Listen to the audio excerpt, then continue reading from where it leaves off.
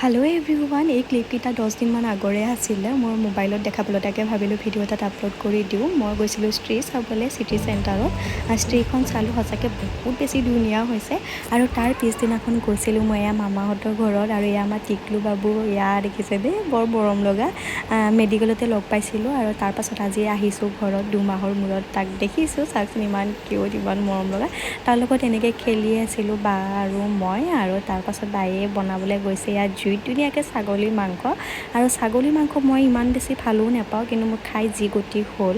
আৰু এইফালে মাহীহঁতৰ ঘৰত আহি পালোঁ নেক্সট ডে। আৰু এয়া বাবুৰ এমহীয়া আছিলে আজি, তাকে আমি ভাবিছিলোঁ এমহীয়া খাম, কিন্তু মই নিজে বিচনাত থাকিব লগা হ'ল, কিয়নো মোৰ একেবাৰে ডিচেণ্ট্ৰি হৈ বমি কৰি মই থাকিব পৰা নাছিলোঁ। প্ৰায় 10 বাৰমান গৈছিলোঁ, একেবাৰে অচল হৈ গৈছিলোঁ। তাকে মেডিকেলৰ পৰা চেলাইন 2টা, বেজী 2টা দিলে। তাকে এতিয়া মই ভাল পাইছোঁ বাৰু, এতিয়া 10 দিনমানেই হ'ল।